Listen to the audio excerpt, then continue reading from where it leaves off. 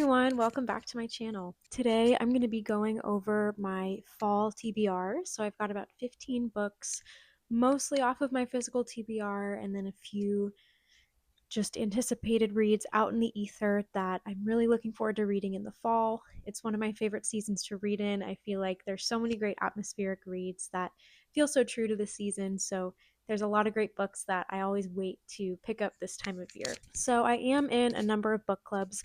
I probably overcommit to book clubs, but that's okay because I have fun with them. So I'm going to start with some of the books that I will be reading for various different book clubs that I'm a part of. First one is a book club that I'm a part of with a couple of friends in the area. We get together about once a month and read a random book that we selected. That's how book clubs work. Last month we read Priestess, which is an independently published fantasy romance. So good. I was really pleasantly surprised by it and really enjoyed it. Taking a little bit of a pivot, but one I'm really excited about, and a book off of my physical TBR. For September, we're going to be reading Blood Over Brighthaven by M.L. Wang. I don't know if it's M.L. Wang or M.L. Wang. I've heard people say both.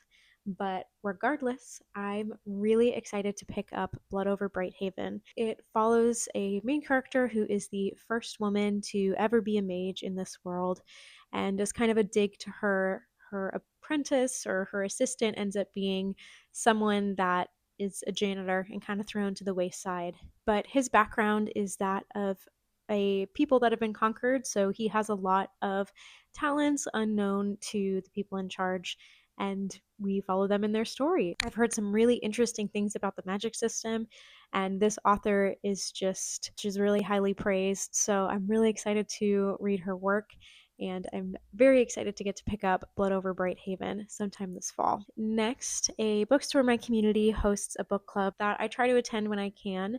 Picked a thriller for September, and we're going to be reading All the Sinners Bleed by S.A. Cosby. This is my first S.A. Cosby book, and I've had this one on my TBR for, when I say TBR, I mean like my Goodreads want to read list, because there's like 800 books on there, not my physical TBR. I've had All the Sinners Bleed on my radar, I'll say, for quite a long time. This book follows a man who's the first ever black sheriff in this small town in Virginia, where it's perfect small town. Nothing could ever go wrong here. And a murder happens that kind of unveils a lot of secrets in the town and some past crime that's been a little bit covered up. And we follow our detective as he solves the case. I've definitely found that I really enjoy a thriller that leans a little bit more towards crime fiction. Um, and what I mean is more a thriller that feels a bit more rooted in reality and less like a CW show. There's still a time and place for those. I love those for a good, quick, and bingeable read. But in terms of the books I end up rating more highly, I think of thrillers like Gillian Flynn or God of the Woods, um, or even I have some questions for you would maybe be categorized more as a literary mystery than a thriller.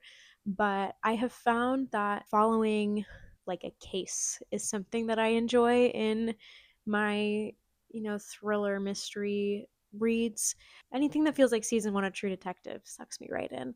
So I'm really looking forward to All the Sinners Bleed. I'm really looking forward to picking up my first S.A. Cosby. Third and final book club for now. I'm in one more that picks a book this weekend, but I'm in a book club with a couple of my cousins. We just started it over the summer as a way to keep in touch and FaceTime and talk a little bit more often. And we had our first book club as well in August. We read Servant of Earth, which is it's categorized as a fantasy romance, but it really leans more heavily towards the fantasy.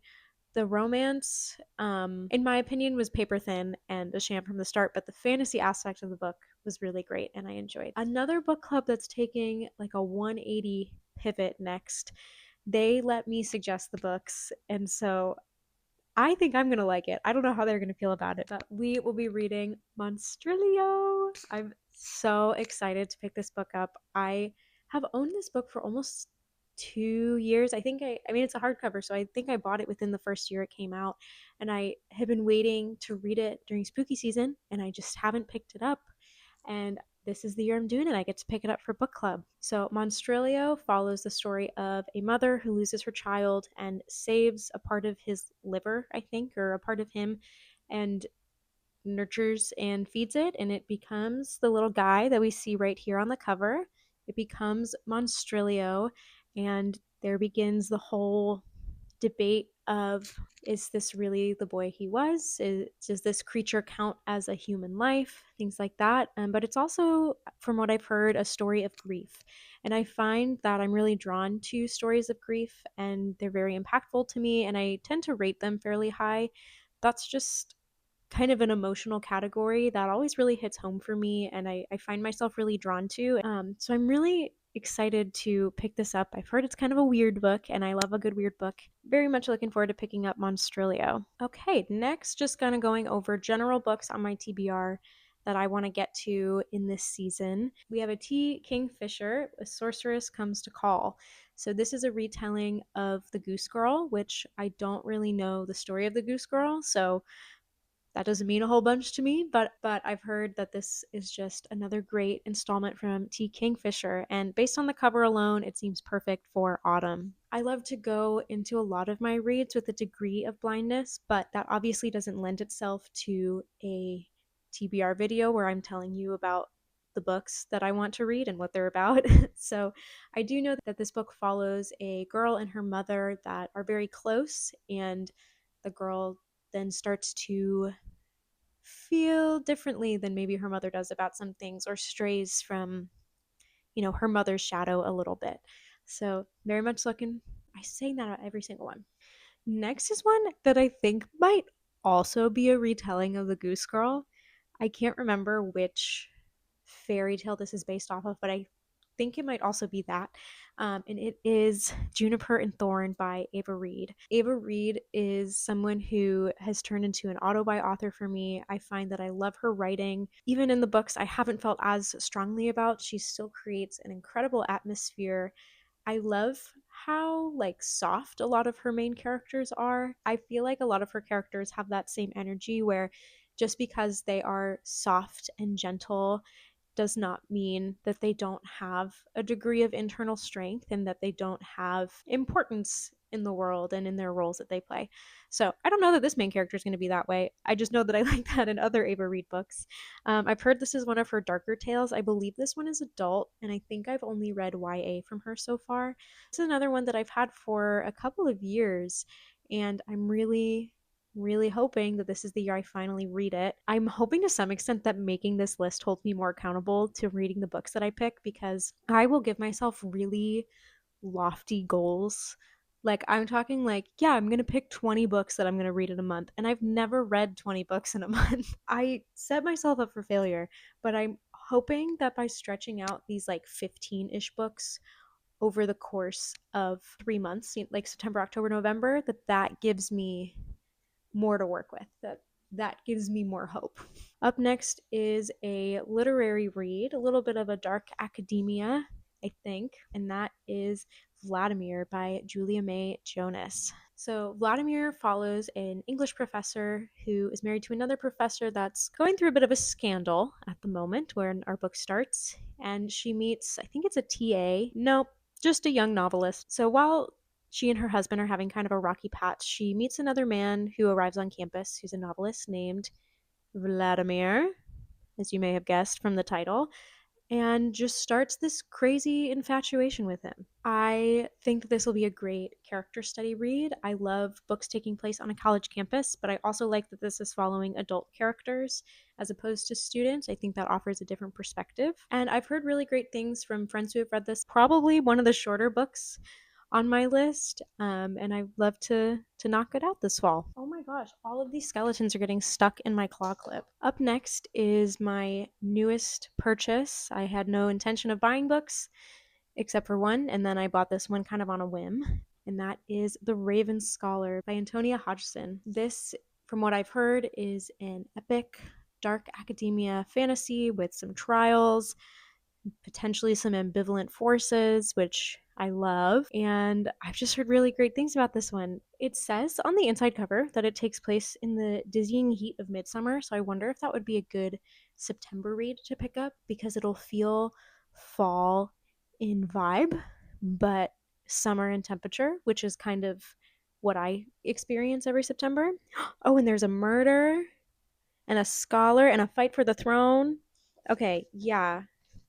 Of course I'm excited to pick this one up. I'm really looking forward to it. Oh my god, I totally bent I totally like dented the back cover when I dropped it. Yeah, I love the cover. I think it's super fun and I just want to pick it up this fall like every other book on this list. It's in the title, it's probably in the description. I've said it already. I want to read these books in the fall. Okay, last one on my physical TBR, that's more of like I must read, and I have a few casuals that I'm going to throw in. But this is a series that I read book one like 3 years ago, and I have had I got the rest of the series for Christmas that year, and I haven't picked it up since. And I want to finish this because I want to start another series by this author, but I want to have read her first series first. So this is the year. I'm doing it. I'm doing it. Maybe I'll start it this weekend. Probably not. Maybe I will. I don't know.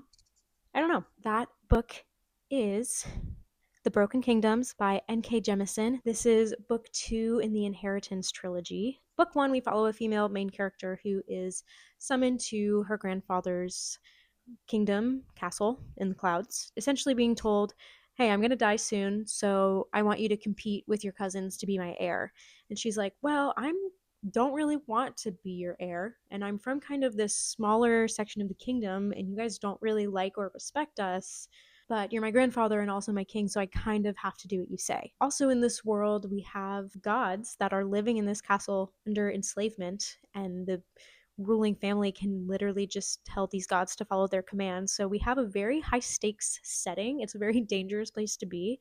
And we found out so many like secrets, so many interesting things about the world and the lore and the history and like who was behind what in book one. It was a great book one. I loved it. And I will say, I do think book one could be read as a standalone. The crux of the story that we got was resolved by the end of book one. But it's a trilogy for a reason, and I want to continue following these characters and seeing what they're going to do next with how book one resolved. Is this even the same character? Oh my gosh. Wait a second. I just read the back of the book. So this follows a main character named Irene. This follows a main character named Ori. No idea who that is. I am going to watch a recap video, so there's a chance that maybe Ori was like a side character in 100,000 Kingdoms, but we'll see. We'll see what happens next. Okay, a couple more that are just on like my Libby TBR that I've been delivering later because they're just not summary books and I've been wanting to read them in the fall. The first one is The Witchwood Knot by Olivia Atwater.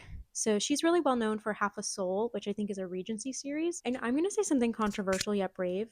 I don't think I'm a Regency girl. I don't know. I'm not drawn to it. I'm not anti Regency by any means. I'm not going to yuck anyone's yum. I'm not drawn to it, but I am drawn to Victorian era. And The Witchwood Knot by Olivia Atwater is part of her like Victorian version of the series. This one is supposed to be gothic and spooky and fun. It looks foresty and just autumnal. We follow a governess who realizes that the boy she looks after has been turned into a changeling and she wants to get to the bottom of the mystery and get the real boy back. And she's just kind of navigating the world of the manor that she's in. Oh, I love a manor. I love a manor. I would love to like be rich and own a manor one day. I don't know that America is really known for its gothic manners. I mean, I'm also speaking from a place of I've never lived in a gothic. I've lived in like the suburbs my whole life, so I don't think I'm speaking from the most knowledgeable place. But like I would just love to have a dark and spooky home on top of a hill and I'm just like wearing a silk robe everywhere and like it's always cloudy and like the leaves are always orange and like I'm just walking around with like a goblet. Yeah, I think, yeah. Anyway, back to the video and the books that I'm talking about. I saw The Witchwood Knot on a like Instagram post last year about like perfect books to read for fall that match a fall vibe. And I'm trying to catch a fall vibe. So that's why I want to read this book. All right, let's move on to the next. Oh, and it has Faye. You probably guessed that because I told you there was a changeling. Let's move on to the next one. Okay. Okay, next one. This one's going to be fun. I have read one book by this author before, and I want to read more because I loved the book that I read. Last year, I read Stephen Grant Jones for the first time, and I read I Was a Teenage Slasher, and I had a lot of fun with it. So I'd love this year to pick up his newest release, Buffalo Hunter Hunter. I want to read his backlist as well. I think Night of the Mannequins delivering on my Libby soon, and that's only 3 hours, so we'll throw that on here too. We'll throw that on the TBR. But Buffalo Hunter Hunter is one that I really want to check out. This is a historical horror novel, and I believe it is epistolary, and we're reading the diary of an Indigenous man. I've heard that it's a little bit slower paced, but I don't mind a slow paced novel. I think that if it's done well, I think if the writing is rich enough and if it's slow paced for a reason, then like that can be so rewarding in the end. Anyway, I enjoy a slow paced book every once in a while. I think it's a good change of pace, and I think that you can get really rich and in depth stories from them. So I would love to get to Buffalo Hunter Hunter this fall. Okay, and then I think it's good to have variety, have some darker, some longer, some shorter, some lighter books. So this next one I anticipate being a little bit lighter, but now I'm seeing the very first line comps it to Practical Magic meets Gone Girl, which Practical Magic is lighter, but it still has some dark themes, and then Gone Girl is not light at all. So I think I just saw the cover and the title and was like, yeah, this is light and fun. So that is The Bane Witch by Ava Morgan. So this follows a woman who's kind of an expert on poisons, and she fakes her own death in order to escape her marriage. Okay, no, reading more of this, I think it is going to be a little bit on the cozier side. Um, so it does say that so she escapes her marriage and she goes to connect with a great aunt and some family members and realizes some things in her heritage that she wants to discover more about. And then it literally says, like, she sets out to earn her place in her family's gritty but distinguished legacy, all while working at her Aunt Myrtle's cafe and perpetuating a flirtation with the local, well meaning sheriff to allay his suspicions of the body count she's been leaving in her wake. So that does feel okay, I know I just mentioned a body count, but that does feel cozy. She's working at a cafe. How could it not be cozy? Um, oh, and then she catches the attention of a serial killer. Hmm. Okay, I don't know. It could still be cozy. The spell shop starts with like the burning of a city, and that's a cozy read. Um, we'll see. One last thing that I participate in, this is the first year I'm doing it, is the Buzzword Reading Challenge from Books and Lala. I've had a lot of fun with that, and I found like some of my favorite reads of the year from doing that.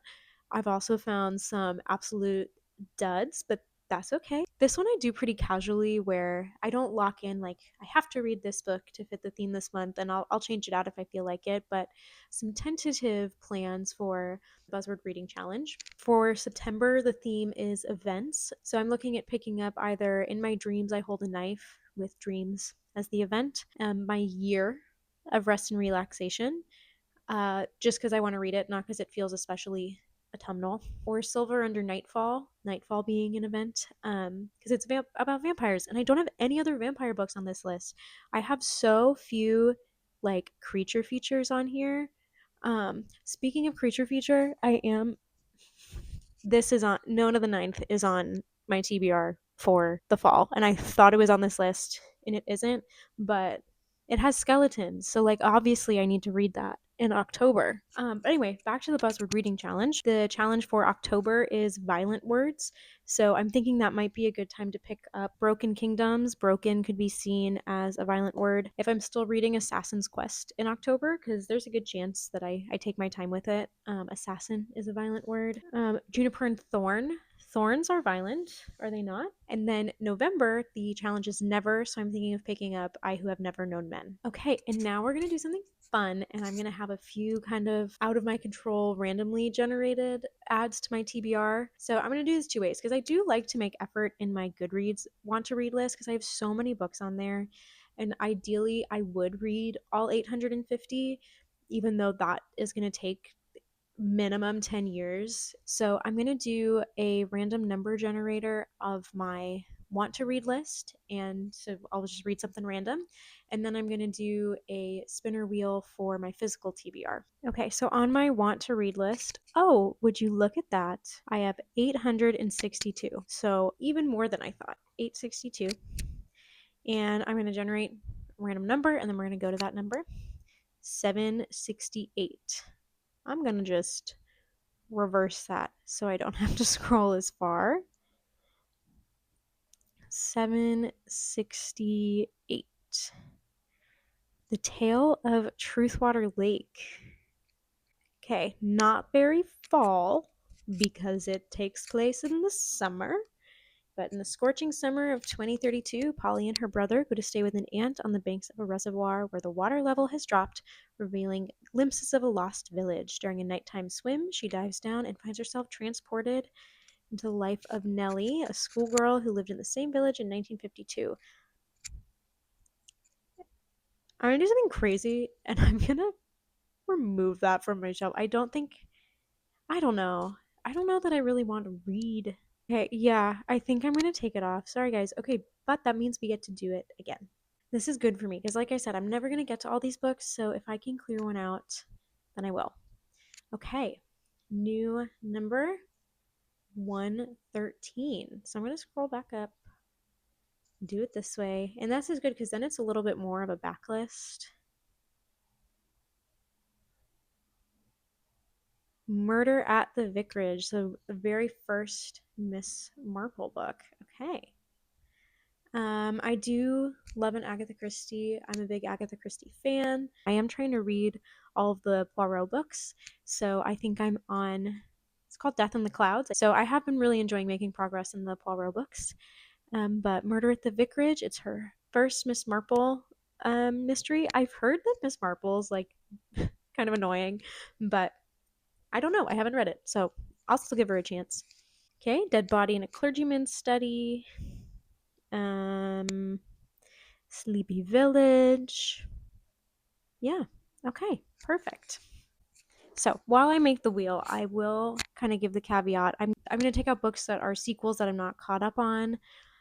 I'm going to be so honest. I don't know if you can see it. I'm not putting The Count of Monte Cristo on the list because if it lands on it, it's not getting read. That is a book that I need to like intentionally choose when to read. I just think that it would make the wheel kind of moot if I landed on it because I'm not actually going to read it. Oh, I also am going to take off Words of Radiance just because I have a specific order that I want to read the Cosmere in, and I'm not at that part in the Cosmere. Same with Yumi and the Nightmare Painter and um, the Sunlit Man. I want to stick to reading the Cosmere in a certain order. Okay, we've got the wheel going. We'll do a little spin. Oh, I'm so excited. The Bandit Queens. Okay, do I have that? I do. I have that down here. The Bandit Queens. This is a book that my friend got as an ARC from the bookstore she works at, and she unhauled it, and I snagged it. I think this could be a fun one for the fall. So the Bandit Queen follows a woman whose husband died under mysterious circumstances about 5 years ago, according to the back. And people think that she killed her husband, but she actually did not kill him. So she has a little bit of notoriety that she uses to her advantage. Other women start asking her to kill their husbands. So it's kind of giving like a Finley Donovan style story. And I did like Finley Donovan. I haven't read the rest of the series because I have heard it doesn't have the same charm as book one. But I don't know. I'm excited to pick this up and see how it is. Yeah. Okay. Low key. I want to spin the wheel one more time for my physical TBR. Um, just as like extra motivation. Like, what if I get something good? Even though I've mentioned, including the two random ones, I specifically made this list to have 15 books. So then I was like, that's 5 a month. I can do that. And then I've mentioned like multiple others. I have this sitting next to me that I didn't even bring up. I got this out from the library, which isn't getting the best reviews, but a lot of people hated House Across the Lake too, and I ate that one up, so I'm still gonna try it. Um, I'm in the middle of Assassin's Quest and Mistborn, so but whatever, it's my life. Are you guys starting to see where the I set unrealistic goals is coming in? And now I'm bashful. Let's spin one more time. See what we get. The New Life. Okay, let me grab. Okay, so this is a book that I actually won in a Goodreads giveaway, which always makes me feel like really important. And it's like a nice hardcover edition of the book. So I'm pretty sure that this is a queer story. Let me give a little glimpse. So it says in London, summer of 1984. No, 1894. Also, not a fall book. Our main characters, John and Henry, begin creating a book about essentially why queerness is natural and harmless. But they're doing this in the 1890s, so you can see why that's maybe controversial. Some people might find that controversial now for some reason. John is a wealthy scholar with 3 grown daughters and a wife who's come to accept his attraction to men, but can barely resign herself to his relationship with a working class painter named Frank. Henry is young and progressive, a member of the Forward Thinking Society of the New Life, title of the book. And he and his wife Edith intend to have a new, freer kind of marriage, though Henry still feels slighted. Henry feels slighted. Henry still feels slighted when Edith starts spending more time with a friend than with him. I'm wondering if that's going to be like a lavender marriage sort of thing. Ooh, when Oscar Wilde is arrested just before their book is to be published, they must decide whether to risk ostracism in jail, as well as the happiness of those they love, or give up on the project. It's the unforgettable portrait of 2 men, 2 marriages, and a generation of discovering the nature and limits of personal freedom as the 20th century comes into view. So I think that that sounds like a really profound story. I think it's very different than a lot of the things I have on this list, which might be a nice change up. And I'm glad I spun the wheel again and landed because I keep this is one of those books that like I walk past my bookshelf and I'm like I just eye it up. So yeah, okay. Let's see if I can hold up all of the books that I said I wanted to read. Okay, so this is the official list of all of the books that I want to read, but from September to November. That feels so doable, right, guys? Right? I can do it. Not including the books that I mentioned on my Kindle and audio and like the other random ones that I threw out. So, thank you for joining my chaotic fall TBR. Again, I'm hoping that this holds me accountable to actually making a dent in some of these and reading them. Um, we'll see. Maybe I'll do like some vlogs along the way to keep me accountable and to motivate me to read some more of them. Thank you all for tuning in. I hope you found some interesting reads out of this. I hope you found some interesting recommendations or books that you want to pick up. Thank you for your patience as my mind bounces around in my skull like a ping pong ball. And I will see you guys next time. Bye.